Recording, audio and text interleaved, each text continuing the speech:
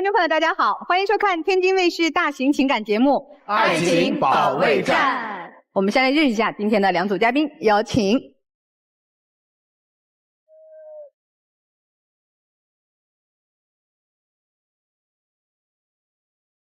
首先要疗愈的是本期第一对情感嘉宾卢先生，38岁，来自吉林，网约车司机；霍女士，35岁，来自吉林，全职主妇。他们究竟遇到了怎样的情感困惑？你们的婚姻目前面临的最大问题是什么？缺钱呢，因为我家现在5口人，经济压力确实比较大。我老公现在在家躺平了，也不往家拿什么钱，以后我家这5口人该怎么生活啊？我怎么躺平了？以前没日没夜的赚钱，现在不也是跟我让他花吗？不当家不知柴米油盐贵，3个孩子他从来都没管过，他都不知道我照顾这个家到底有多辛苦。他就是一直看不上我，总拿我跟别人老公比。我就想问问他，我怎么做他才能满意？5口，3个孩子，对，说说吧，都什么情况啊？现在家里边，我们家一开始就是挺幸福的一个5口之家，虽然说孩子比较多，但是还算可以。我们俩就是一开始是一个屯的，虽然说不是很熟悉吧，但是也都了解一些情况，一起长大的嘛。然后他对我就是挺有好感的，一直追我嘛。其实我一开始是很排斥、不同意的，因为他家庭条件嘛不是很好，但是他就是这半年多吧，对我就是挺好的，一直追我，然后我也就是被他感动了。然后我们就在一起了，结婚了1年多，有了我大女儿，几年之后有了我2女儿和我儿子。就一开始还挺好的呗。对，一开始他挺好，他就是挺上进个人。然后虽然说不是说挣很多，但是在我们那个小地方就是可以。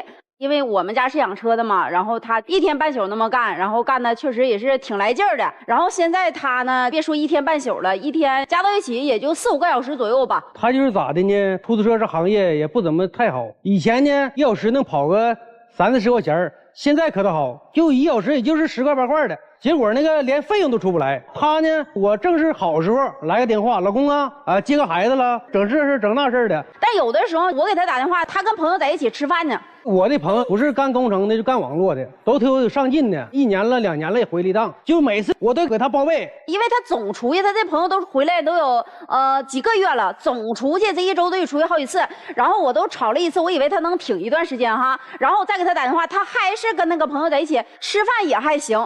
在一起打牌。我告诉你，我朋友都是有钱人，那不是说单纯的出去玩牌喝酒了，而是说啥呢？你出来就行，看看你这现在是收入也不怎么好，你家3个孩子压力挺大的，就想拉吧我。有一次出去打麻将是啥意思呢？不是单纯打麻将，就是玩玩开心，喝点茶了，唠唠嗑了，就是想拉吧。给他打电话不好使，他就不让我出去，人说了，说你出来。完了，这哥几个给你拿点钱，你回去给你补上。怎么兄弟还凑钱给你带回家给媳妇儿？这啥意思呀？我跑车钱没跑出来呀！给你钱，你给你媳妇儿，就说你今天跑车挣的钱，就这么回事。出去10次就给他1次，他好意思说呢？那他要次出去回来都能带钱回来，这买卖能干吗？不可能，人家开那一个玩笑，说让他出去，他就当真了。哎，他说了，是他兄弟们准备拉吧他，有什么小生意带他一起干。是有这事儿。你说老师，我要不说这事儿还好一点啊，在一起吃饭的，确实是有一个，就是我也认识那个，然后叫小刘，就我们从小一起长大的，确实是人家就是挣着钱了，1个月都得挣好几10万，确实是可以，这个咱也承认。但说人都接触多少年了，10多年了，这个网络那个行业，他根本都不懂，人家就是在一起吃饭的时候。或者是聊天的时候，人就说过，说带他。你说你都不懂，人怎么能带你呢？你不是白日做梦吗？我怎么白日做梦了呢？他就现在一直瞧不起我了，我干啥都不中，就是你开出租车，干2个小时，你别歇着，这才是达到他的满意。不是。你干别的事要赚钱了也行啊，或者有奔头也行。人小刘就告诉我了，在家你就待着，网络这块有缺位的时候给你打电话。别的，那你咋好意思说呢？啥时候有缺位啊？在家等着呗，先。不是缺位来了你也上不了啊，你没这经验。哎，对，老师说的，我也是我的想法哈。我都说过，我说你跟他学看看哈，然后跟他说，他根本就听不进去。最气人的是有个叫小王的，就搞工程，他都不知道人家在哪儿，就是在一起聊过几次天，然后吃过几次饭，他就说又带着他又发财了，然后还得往里边投资多少钱。就这种的，你别说话了你。我以前就是搞工程的，没开出租车前是搞工程的。那我不懂这事儿吗？人说了，那个小卢啊，你给等着，我这份活下来签完合同，咱俩就一入股，咱俩一人一半的，投点钱。他就说啥就信不着了。投多少钱？也就10万20万的，干个小活了，搁他个手底下。你们家有多少钱？没钱，我现在找亲戚朋友借点儿。就是在家异想天开，我说那你可以干，也不是说不让他干，最起码你现在你得一步一个脚印，咱得一步一步来吧。因为家现在3个孩子嘛，3个孩子就是天天都得花钱，各种吃喝了，各种费用都得用钱。这3个孩子1个月开销大概有多少？18000吧。那他现在赚得回来18000的吗？以前的时候可以，但是他现在根本就供不上。你们家就是靠他工作赚的钱在维持运营。对对对，他只要赚的少了，你这儿就供不上了，是这意思吗？是的，我就是觉得他现在应该就是每天就是正常干，然后有机会的话，你可以出去闯一闯啊。老大几岁？14岁。老二呢？9岁。老二9岁，老三7岁。要这老三咋要的不知道吗？咋回事？要第2胎是龙凤胎，完龙凤胎那个小子突然间就没了，他也挺不得劲儿的，家里瞅着他也挺难受的，说满足他一下子吧，有没有这机会再要个老三儿，能来个小子，就这么个事儿。我承认，要儿子的时候确实是挺为我考虑的，因为当时我确实是有点接受不了。那生完儿子老溺爱了，就跟变了个人一样，疯狂的购物。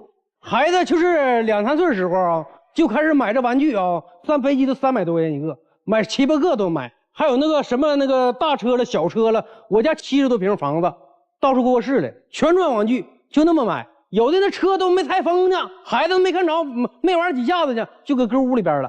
都是啊，买鞋一双鞋都是200多个往上的，我就这么挣钱，我能够让他花？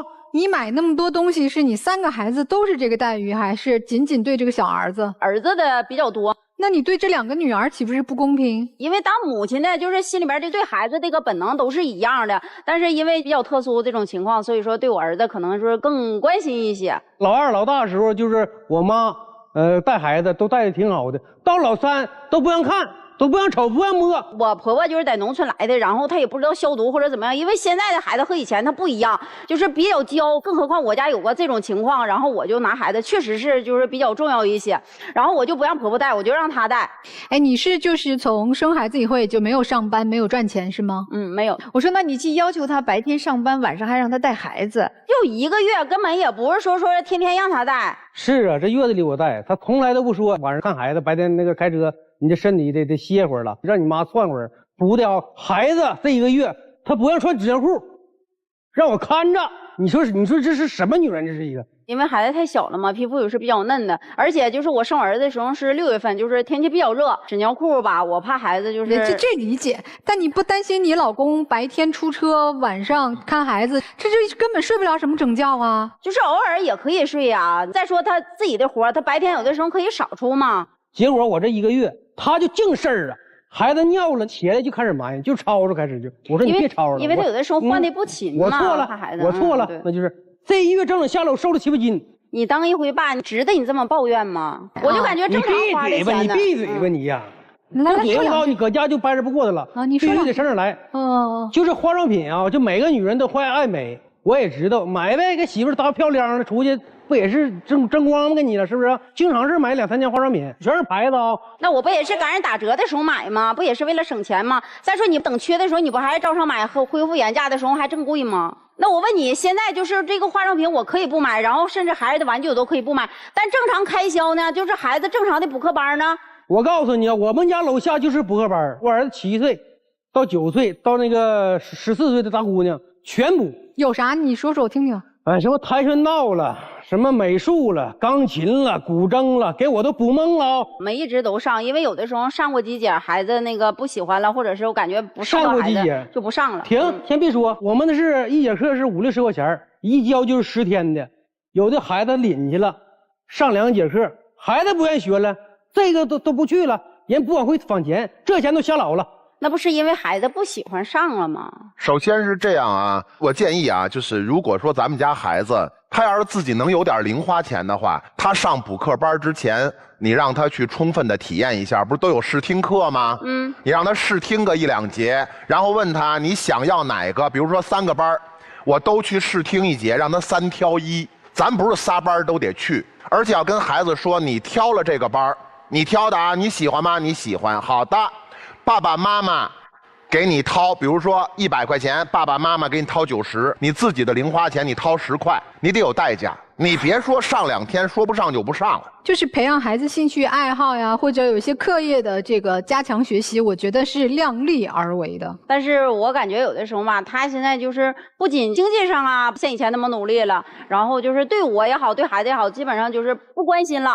比方说，就是以前哈，我俩就是刚处对象，我稍稍有点感冒的时候，他上镇里边骑那个小电瓶车，冬天特别冷，然后他也啥也不带，特别着急，因为怕我感冒难受嘛。然后他去买那个感冒药，我们离镇里也挺远，回来一看他那样，就是确实是心里边有我。但是现在咱别说对我，就是对孩子他都漠不关心，因为就是有一次我大女儿就是在学校吃嘛，然后就是学校临时通知了，天然气坏了嘛，去接孩子回来吃饭，我就给他打电话，我说你去接那个姑娘吧，然后那个我接儿子，他就在电话里边一顿数落我呀。他给我打电话的时候，我正是活好时候啊，我车有人，我还直接撵去啊。我不也没用你接吗？再说早晨的时候，外面下哗哗大的雨，我也以为你就是你肯定你得主动要送，他都不吱声，我说那我忍不住了，我说要不然你去送孩子吧，外面下雨下太大了，他也不去。那个，我问一下，就是自从咱们家老三出生了之后，你为自己丈夫做过什么？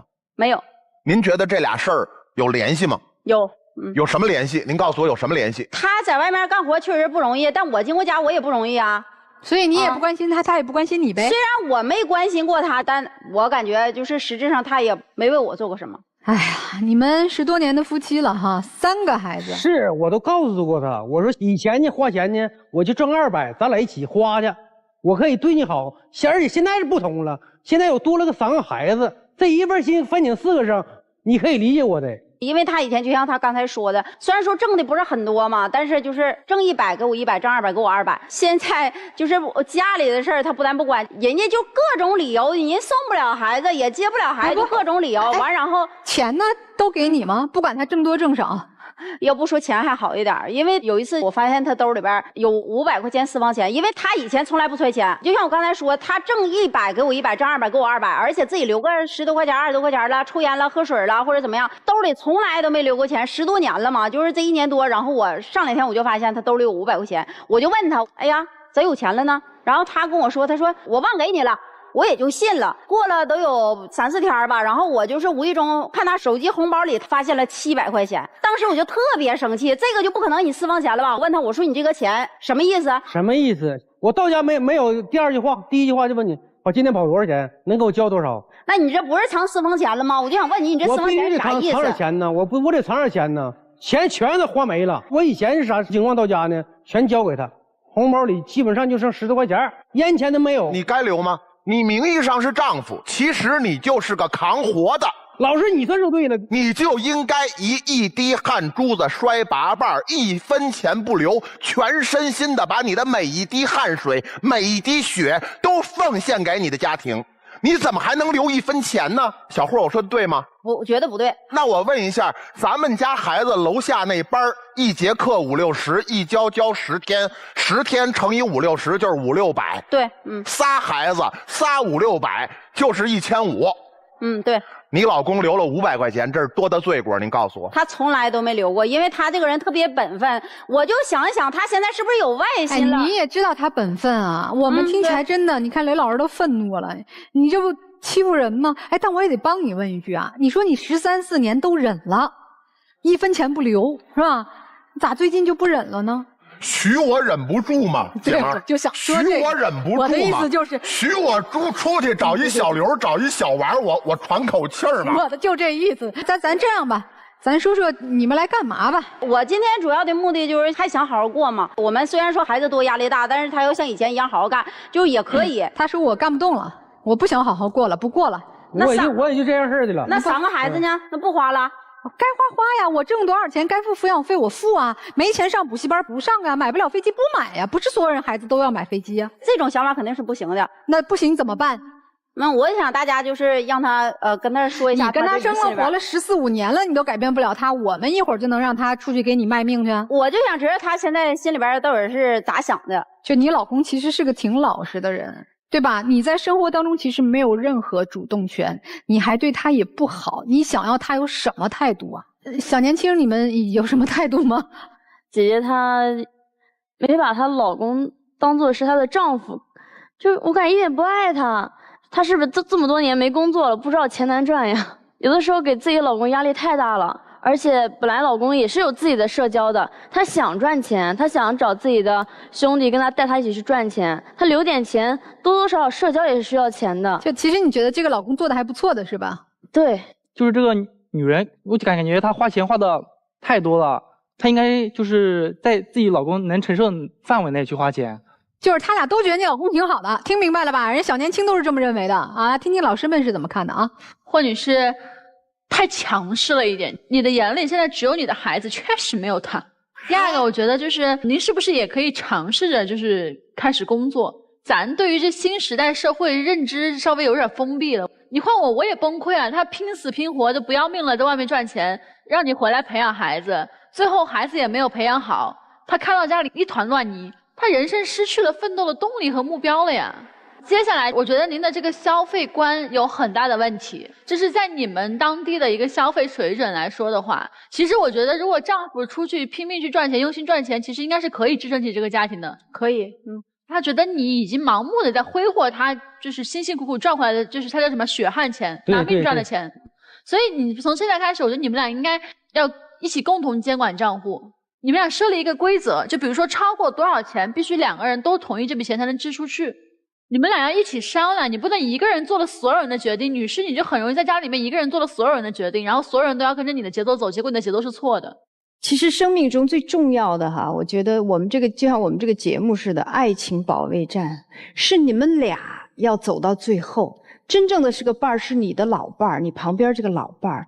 孩子有孩子的命，孩子的教育和教养，我觉得越是溺爱的孩子越没有出息。你现在我觉得孩子特别缺的一课，你要教育你的儿子，让他知道钱是用辛苦去挣来的。你的老公是个好老公，你应该想办法怎么样好好的对待他。为什么现在变成这样了？他已经无奈了，他绝望了，他就只能破罐子破摔，我没办法，反正我就这样了。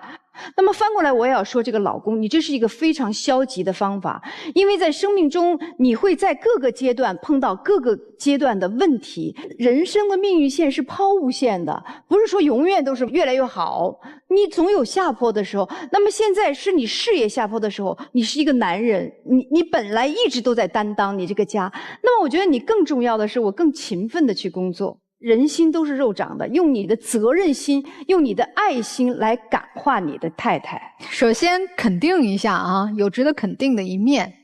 我觉得3个孩子的母亲也很不容易，3个孩子的父亲也很不容易。还是一个家庭，还愿意为了解决家庭的问题来到我们节目当中，我觉得都是善良的人，有爱的人，愿意负责任的人。但是确实现在家庭出现了这样的危机。这样的危机有你们自己的问题，有你们受到周围人影响的问题，也有环境的问题。但是既然遇到问题，咱们解决问题，谁也别埋怨谁。老公你也别埋怨太太说这么溺爱孩子，这么无底线的消费，你惯的呀。你是家里边掌舵的男人，赚钱的男人，你惯的呀。就他一个人惯儿子了吗？你没惯吗？你要硬气一点说，买什么飞机？我的儿子是用来长志气的，是用来学习的。你也没教育呀，这个教育当中你没缺失吗？所以你惯的吗？对吧？要不然我刚才老开玩笑说你宠了10几年了，你今天突然变了，人家不接受了呀。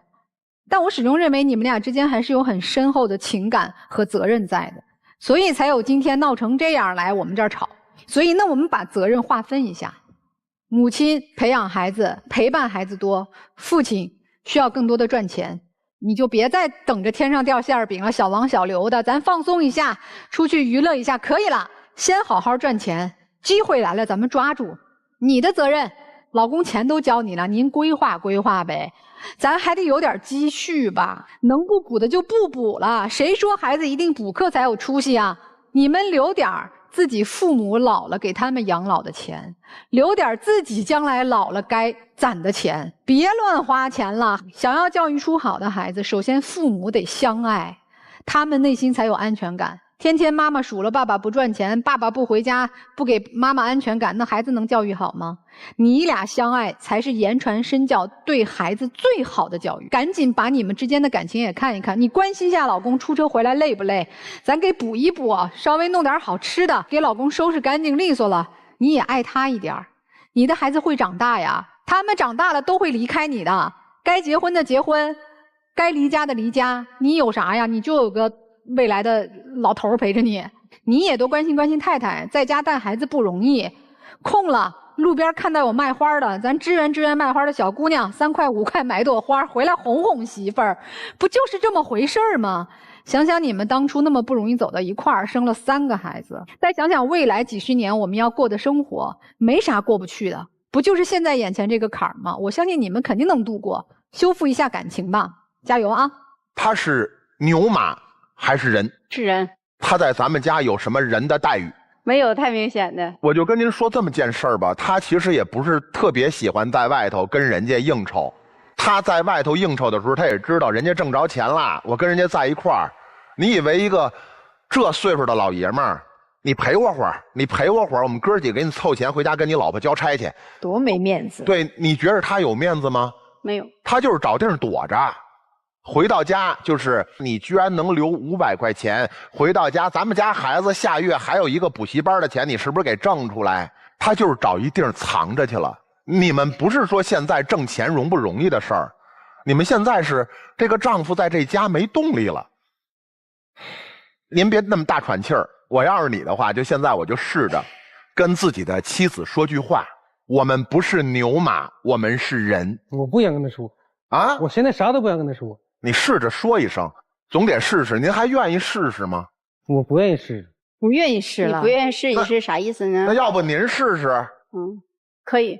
就是你在家，不仅是你自己躺平，可能也是我身上的原因，我的语言呐，然后行为啊，也可能就是打压你或者怎么样。然后我以后尽量理解你一些。丈夫觉得中听吗？舒服点吗？你感觉他能变吗？他肯定没法是立刻就72变，这事儿他有一过程。我觉得可能啊，在你们没有来我们这节目之前，你妻子还真不觉得自己有问题，她觉得你是男人，不就应该当牛做马养活你3个孩子吗？对，到家就是没好生啥的。但是今天我觉得老师们说了，他多少会有些触动，原来日子不是这么过的，这样过下去我就没有好日子了，我老公彻底躺平了，我们娘4可咋办？我觉得他有了这个危机感，人有时候有危机感是好事儿，要不你老觉得特安全，我老公就应该伺候我。没有理所应当的事儿。另外，咱们家孩子就是能不能让14岁的姐姐多管管7岁的弟弟？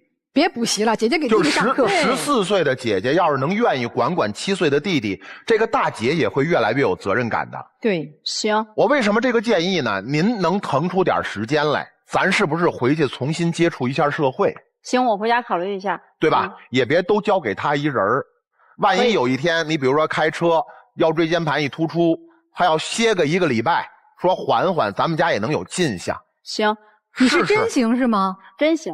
哎，我觉得妻子还有点变通的能力哈。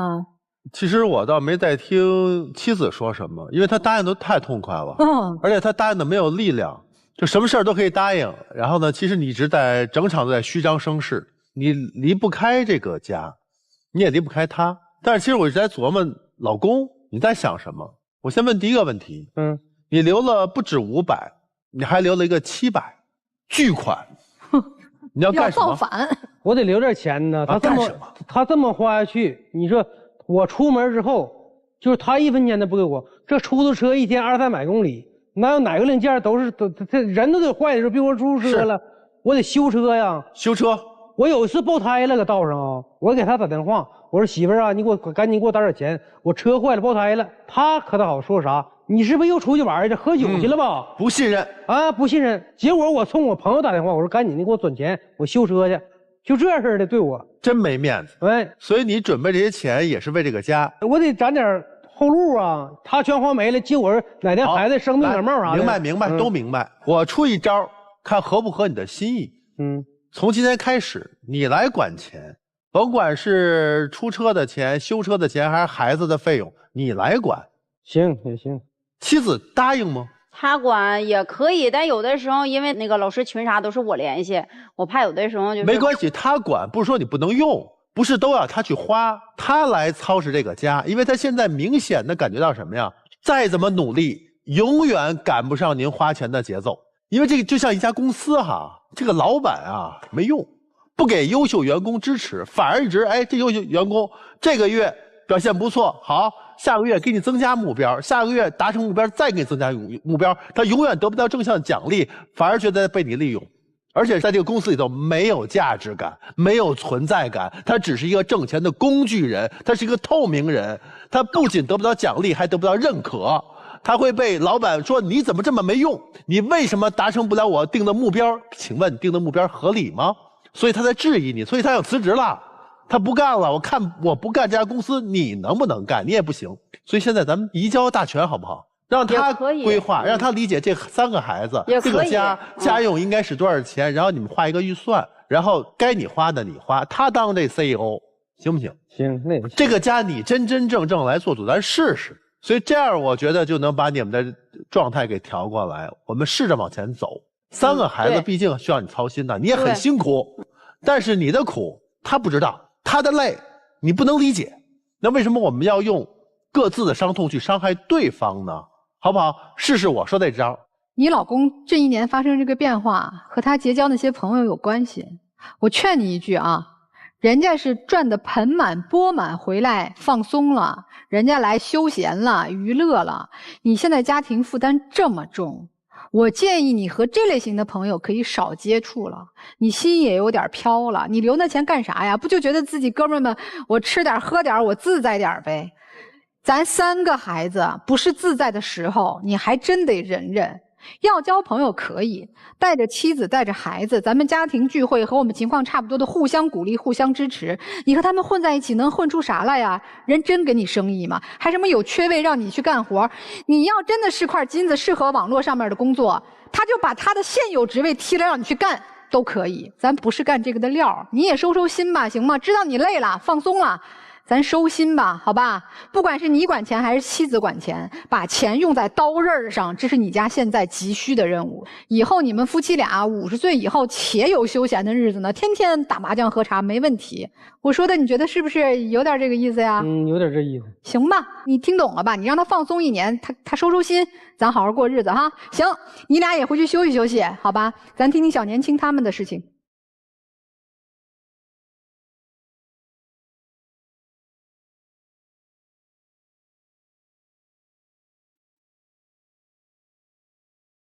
本期第2对情感嘉宾小刘，21岁，来自安徽，学生；小宋，22岁，来自安徽，实习。那么他们又遇到了怎样的情感困惑？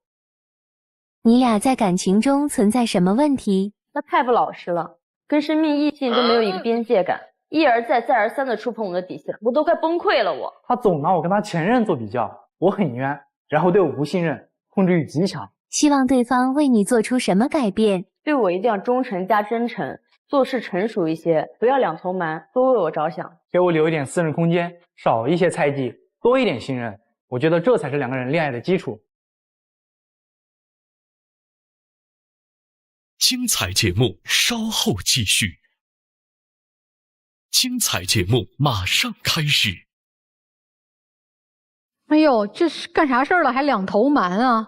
瞒谁了？这两头都是哪两头啊？他一边说着我瞒着他，另外一边又说我瞒着我父母。看来还挺复杂的矛盾啊。谁先说呀？你们俩讲讲吧。其实我跟他谈了有1年多吧，就是他的堂姐姐是我闺蜜介绍我们俩认识的。刚开始谈的时候，我感觉他都挺好的，而且他的外形也是我很喜欢的那种类型。但谈到后面就发现小奶狗这种类型异性缘很好，没有什么边界感。我有一天拿他手机安装一个 APP 嘛，看到一个消息弹出来，上面说我做梦被吓醒了，我梦到了啥啥啥。我说是谁给他发这种消息？我点开一看是个女的，我往上翻那个记录，他把记录给删了。我当时脑子里就想过他是不是出轨了，我就问他这女的是谁，为什么给你发这种消息？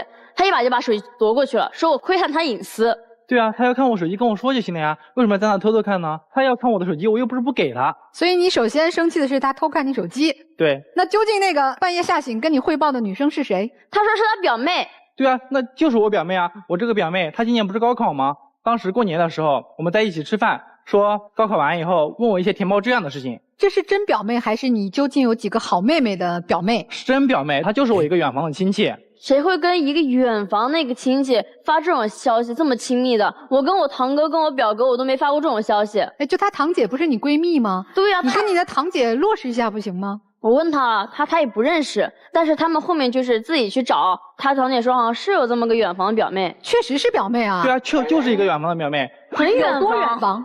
出五福了吗？就是我一个表姨的什么女儿吧，反正什么女儿？表姨呀。通常我们说表妹哈，是我姨的，就是我一个姐妹的孩子，那她是你表姨的女儿。这些关系我也分不清，反正我知道，反正她就是有个表妹，年纪比我小一点，就离得特别特别远的表妹。对，我当时想着，我就是亲戚之间帮个忙，她就是太敏感了，连这个事情都要跟我吵架。为什么你要把前面的信息给删掉呢？就是我删掉是因为她在我这里已经形成了刻板印象，就是我只要一跟异性聊天，她也会跟我吵。就比如我前段时间跟我同学聊个学习的事情，她连这个都跟我闹分手。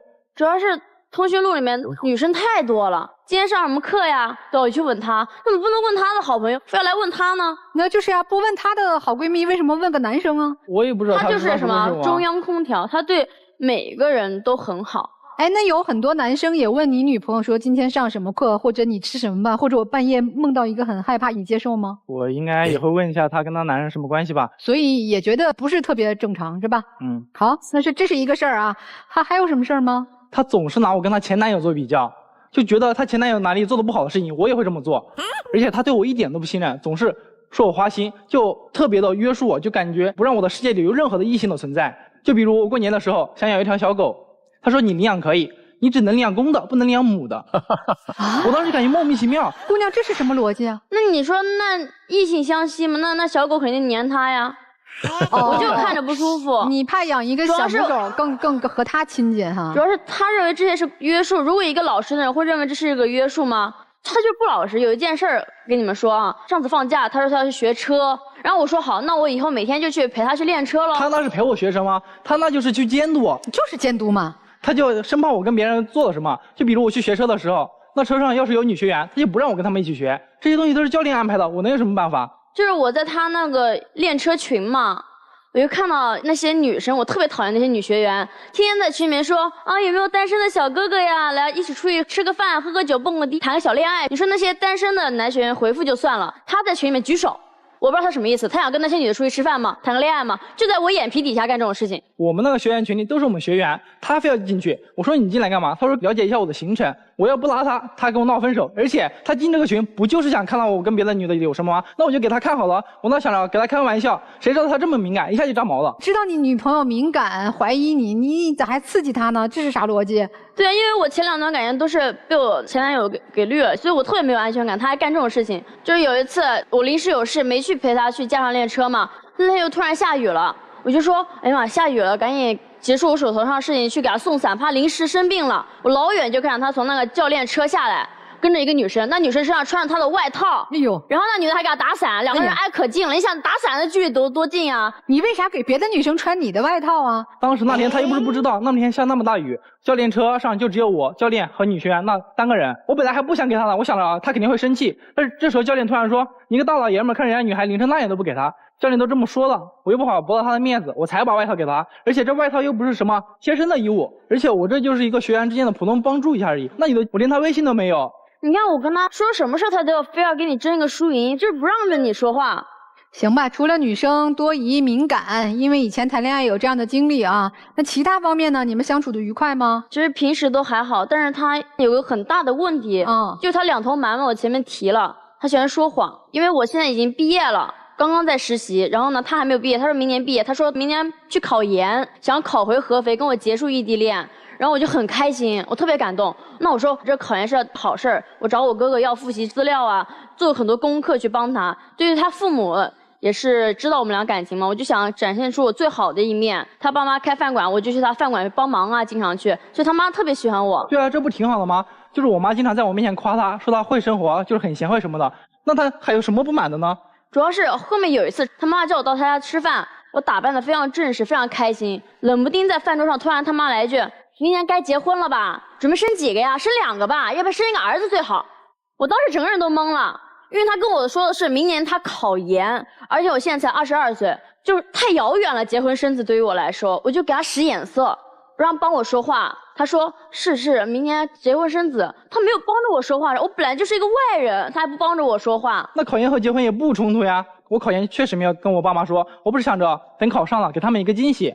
这要是没考上还提前跟他们讲，那他们心里不也很失落吗？因为他又不是不知道，我们家就我一个儿子，我上面还有2个姐姐，我父母年纪也越来越大了，想着我们早点结婚了。那他不想早点结婚，这事儿他跟你说过吗？说倒也说过，但是我妈妈他们也是好心问一下而已。我爸妈不是想我早点结婚，帮我带带孩子吗？给我们减轻点压力。我父母思想就是比较传统，但是他呢，他现在就把未来全盘否定了，说自己不生孩子，丁克。那我很久之前我就跟他说过了，我不想要小孩，因为我从骨子里我就不喜欢小孩。本来生育对于女性来说，肥胖呀，然后妊娠纹，我就爱美，我就接受不了。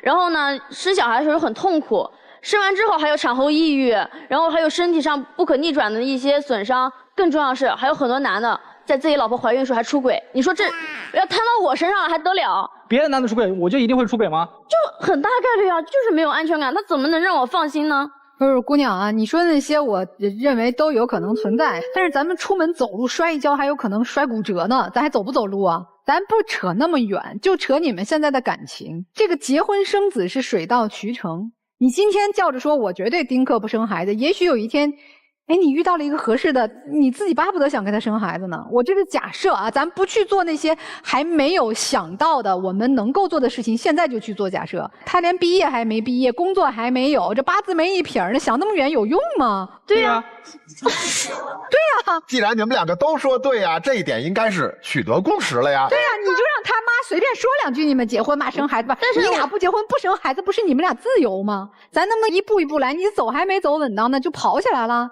对啊，我就想着这些事情不可以慢慢来吗？我想着事情不能就这样下去，然后我就去他们家，想去哄他，让他原谅我。我去找他的时候，他哥就直接把我撵走。他哥不是那个健身教练吗？他特别壮，我看了也害怕。我想着等哪天他哥哥不在的时候，我再去找他。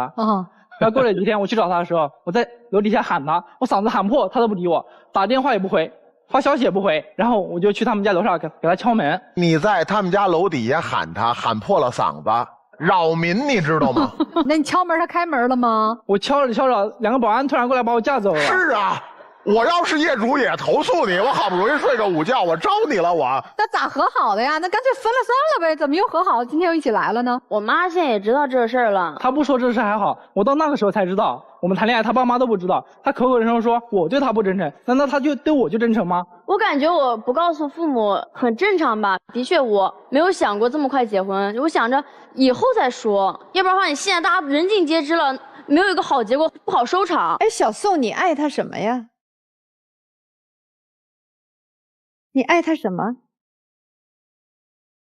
就是我以前谈的每段感情都不好，然后呢，其实他很老实。他刚刚谈的时候，他追我呀，他每周他不是在别的学校嘛，他在外地，他每个次来看我都会带一束花来。他是很注重仪式感的一个男生，很细节，他什么都懂。反正我对他一直都很好的感觉，就是特别喜欢跟我拌嘴，非要去争一个输赢，很幼稚。但是你总在怀疑他呀，他没有给你一点安全感。我就容易吃醋，我没法看他和别的女生正常。就不是他不给你安全感，不是他值得被猜疑，心理有问题，是你自己没给自己安全感。这遇到谁你都会觉得不安全，和他没关系啊。所以其实女孩我觉得还是喜欢男生的，可是自己内心的伤，或者是说现实的情况，你也挺迷茫的是吗？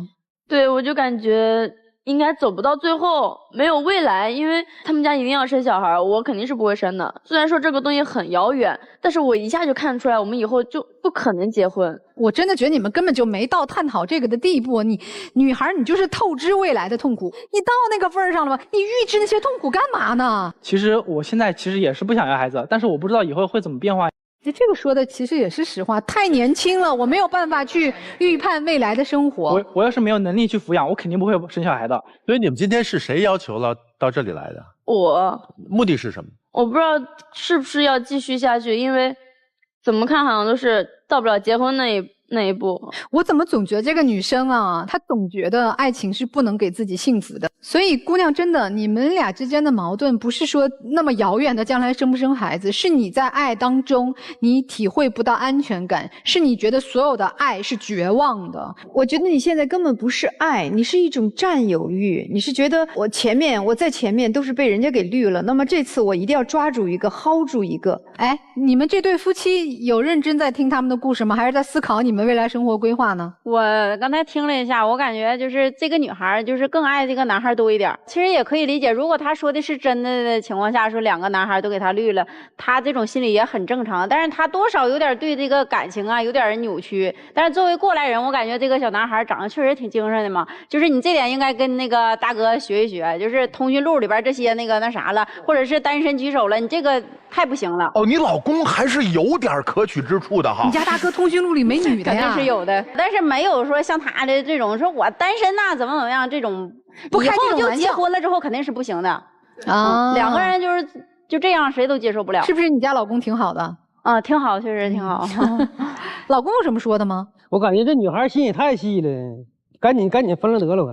你就到结婚那天也是，那父母也不太同意的，不要孩子谁让他同意？那老师们看到了什么哈？帮2个年轻人怎么去做一下疏解？先说小宋嘛，宝贝儿，就是你太不自信了。过去的那2个男的，你就当他眼瞎，你没有必要通过任何的方式来证明你值得被人喜欢，你值得被爱。也千万不要因为一个男孩子每个礼拜给你送一束花，你就爱他爱得不可自拔，那你的爱也太轻贱了。你是一个可以发光发亮的人，未来的人生会非常精彩。至于你所谓的你想不想要孩子这个事情，不要拿到现在此刻这个命题来聊，这个环节不适合。你要不要孩子，你现在也不需要跟他商量，你现在需要跟他商量的是我如何给你一个健全的爱人。你们俩现在只是谈恋爱，还有一个就是要尊重对方的父母，不管他父母说什么，至少他对你是一种肯定，因为喜欢你，因为接纳你，所以才会有这样的发言。好，接下来说男孩子，你确实挺没有边界感的，一男的。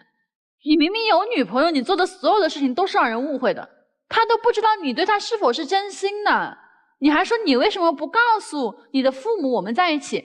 他去告诉他的父母，他看到你在群里面举手说自己是单身吗？你这个行为你自己自洽吗？你的逻辑，你不要对他造成了伤害之后，每次你去弥补他，然后你去做一些那种自我感动的事情啊！我在楼下去喊，我去干这些有的没的事儿，你演偶像剧呢。你要真正做到的是让他觉得哦，我们2个是有未来的。他今天来这的诉求是什么？他不知道跟你是不是还有未来，自己也挺幼稚的啊！不要老说什么他那个什么占有欲强什么之类的，很多层面上也是被你逼的，孩子。你首先你要自信，你看你那么漂亮一个孩子，是吧？那么优秀，也很善良，不要先还没怎么样我就前怕虎后怕狼，怕一堆。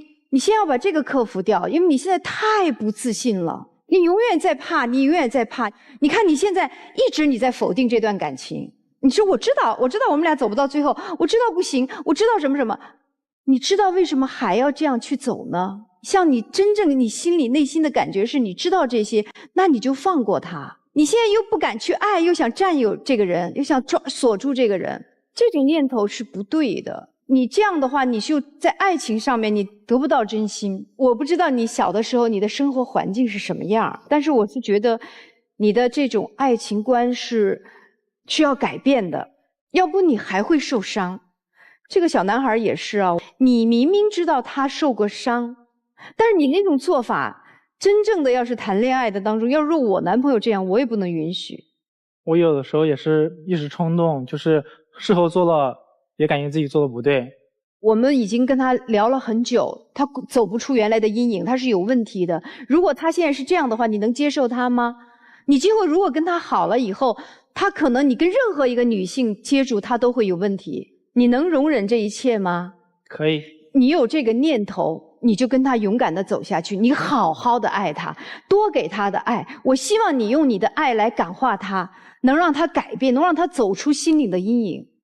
姑娘，你觉得未来是注定的，还是未来是可以改变的，是掌握在我们手中的。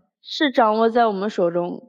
如果你认为未来是可以改变的，是掌握在我们手中的，为什么你不相信这段爱情就是你的真爱呢？是你感觉到了一些不愉快、不舒服，你觉得它有些问题，但这个问题一定指向的就是将来我们肯定走不到一起吗？它就不能指向说我这么爱他，他也爱我，我们共同努力，我们把不好的改变了，我们指向一个好的未来，不能这样吗？能。你的感觉我觉得现在是对的。一个男生他把自己的外套托给一个女孩，两人肩并肩撑一把伞，换成是我也受不了，感觉没错。但是这个感觉他就一定指向他未来会背叛你吗？他也不是一个爱情老手，他也不是一个骗子，他爱你，但是他有一些边界感还没有建立，我们就没有能力说互相滋养着对方，成就着对方，把我们良好的边界感建立起来，我们奔向一个美好的未来吗？我觉得你是一个太在感情当中悲观的人，你如果不调整，我觉得你拥有不了幸福的爱情，更别说结婚生子了。因为明明一段好的姻缘的开始都让你自己毁了，这是要调整。人生真要走在一起，那是几十年的事儿，但你从一开始就否定了这段关系，如何能好好的继续啊？男生我觉得其实这个女孩子可能从她的成长包括她的恋爱，她有点像一只受惊的小猫一样，以前可能别人去让她不愉快了，她应激反应就是所有人只要来到我身边最后都会伤害我，她就是这么一个状态，可能她这10几年20年一直都是这样一种状态。所以你要做的根本不是说我因为喜欢他所以要气他，我要故意举手说我是单身，我因为喜欢他所以我怎么样。你需要有一个非常宽厚的胸膛让他靠，他才能慢慢放下那个对情感的那种恐惧和那种悲观的指向，才相信爱情。他不相信爱情，对，所以你有没有这个能力你要考虑哦，否则你俩是一起拖的进入那种爱情的泥沼，他痛苦你也痛苦，然后一锅粥，最后影响了每个人的爱情观。我愿意啊，愿意，对，他是愿意。这事儿多过瘾呢！我跟你说，就是我老觉得这事儿吧没有高低对错，关键是他得匹配。他俩匹配是吗？特匹配，一个愿打一个愿挨。对了，你就比如说，我反复跟你讲，我的前男友都对我特别不忠诚，所以你得对我无限忠诚。如果一个成熟的人立刻就开始对峙了，前男友对你不忠诚关我什么事儿？你为什么把他们对你的不忠诚作为你对我高标准严要求的依据？我对你忠诚，我一定要特别忠诚，我非常的忠诚，我努力忠诚给你看。所以匹配啊，谈恋爱刚1年的时候，我要丁克一辈子。不，我妈妈真的好想我有一个孩子，其实我也不想啊，我好矛盾。谈恋爱才1年，说这事儿特别早，但关键是你们俩都说的好过瘾，像真的一样匹配啊！所以这事儿没有高低对错，这事儿只有匹配不匹配，你们俩绝配，一定要好好谈下去，好吗？就是你们2个绝配的地方，我说过了，里面当然夹带了一些私货，就是我个人的价值观。我依然要说，既然朋友圈相互重叠，我们在一个公开的场合说我的2任前男友对我都不忠诚的时候，有可能你需要这么说。你这么说之后，你就有依据，你第3任男朋友他就应该无限忠诚。但是这个时候我们公开说的时候，就是您一说我一听，我们不能只听一面之词。所以您的这个指控呢，我真的要跟你的2任前男友说，这是他个人表达，好吧？这有可能是技术性操作，我们需要这么说嘛，我理解。他就是绿了呀！你要说什么？好像就是被绿了，就是这样。哦，就是被绿了。这意思就是，小刘，你可要救我！他们2个都对不起我，你可要救我，难度可高了。就是被绿了，你觉得他和你前2任男朋友有没有相似之处？异性缘好。哎，你看啊，你就吸引这种体质的人，为什么？因为你一直在索取。他们就闻到你身上有他们熟悉的味道，所以他们找你。你一直都想在他们身上吸取什么呀？安全感。恰恰他们是最难给你安全感的，不是不成熟，哎，就是外表很吸引异性，同时呢和异性有没有边界感？为什么？就回到一个话题，历史是可以影响未来的，但是历史绝对不能决定未来。你之所以说我丁克，那可能是大概率和你原生家庭，你跟自己父母关系没有处理好，你认为你也不可能处理好跟自己下一代的关系。你想要坚决的要安全感，绝对安全感，可你偏偏找的是什么？找的是很容易出现安全感方面的问题的人。你到底在要什么？你给自己贴上了一个标签，我被绿了，我是一个受害者，所以我的现任一定要更大限度的来保护我的安全感，否则你就是不对的。所以你把自己摆在了一个特别容易被伤害、特别敏感、特别难相处的这么一个关系里，这就是你被历史贴上了标签，或者说你给自己贴上了一个标签，它将会影响你的未来。你觉得他没有安全感，那是因为你在这关系当中你没有付出，你只有索取，你要对方怎么做来证明你对我是专一的。可是你给到了对方什么？你满足他的需求了吗？你只在乎自己的感受。当这个小伙子在院里呼唤你的名字的时候，你是没有听到吗？当他被保安带走的时候，你作何反应？其实你很想突破改变历史，但是你总是在被历史困住。所以真正我们要做的事情是什么？我们索性不想那么多，不想那么多历史，也不想那么多未来。现在你才是青春年少的时候，我们就勇敢去尝试，去突破，去在体验当中找到自己，而不是一直给自己贴一个标签，我是缺爱的。同时啊，小伙子也一样，你不注意边界，尺度感差一些，这是你不成熟的表现。你内心可能并没有真的要做那些事情，但是你实际上你伤害对方了。所以说我们要多为对方去体谅，同时要保证自己的独立性。如果一开始你不服从他的管理，他现在可能不会这么越陷越深。你是在娇宠他，但那不是爱。那究竟你们接下来何去何从？还是听从你们内心的选择？好吧，我们请两组嘉宾都先回到我们的门后。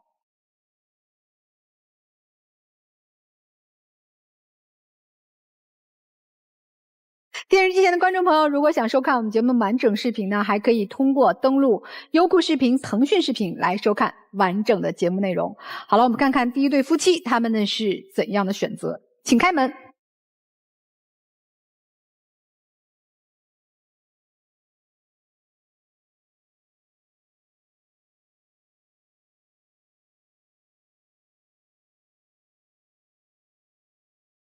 表情感觉放松了不少哈，手拉手出来了，手出来了。那说说呗，达成了什么一致？我们俩就是决定，因为一开始的时候也没想就是分开嘛，然后我就是自我检讨一下，然后以后就是自己省着点算着点花，然后多关心他一下。哎，我们感情是没问题的，以后花钱这方面对我好点也是没问题的。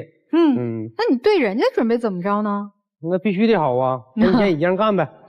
好，加油吧啊，抱一抱吧。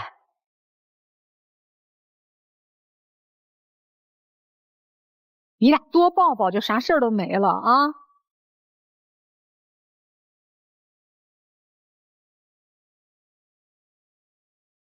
谢谢你们两位啊，加油吧，再见，再见。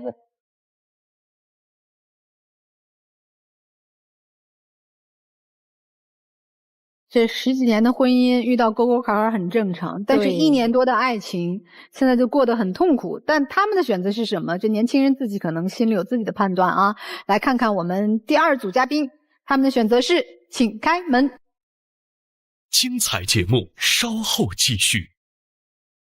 精彩节目马上开始。请开门。不会出来了吗？我觉得会出来吧。哎，会就是嘛，对，会出来。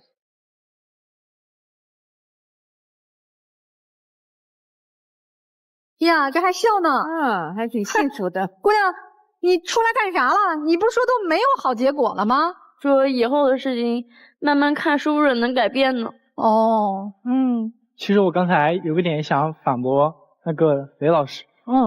就是我觉得谈恋爱的时候，如果你跟别人玩心机，就是想着以后不怎么样，就是我自己的想法就是，我如果谈恋爱，我就好好谈，就是该怎么样就怎么样，就努力完成对方的要求。对，那你还专门气他？没有没有。但是呢，就是咱们聊啊，小伙子，我特别荣幸你能出来反对我一下。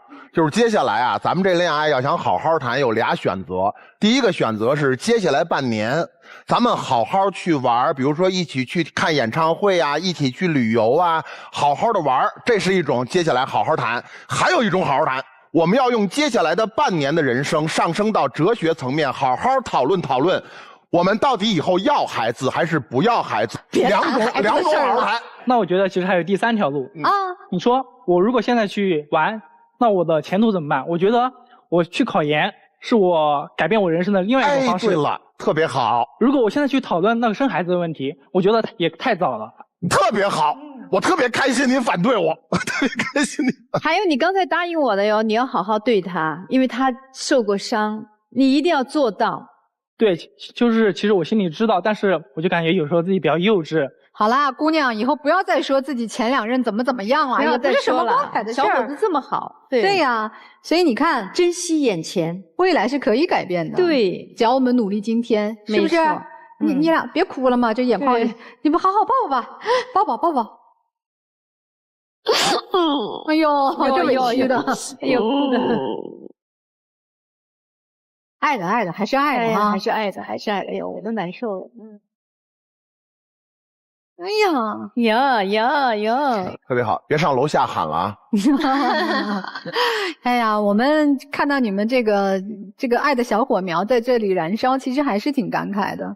就珍惜眼前哈，慢慢成长，也不对，快成长，携手前行，好不好？对啊，再见吧，谢谢，祝福你们。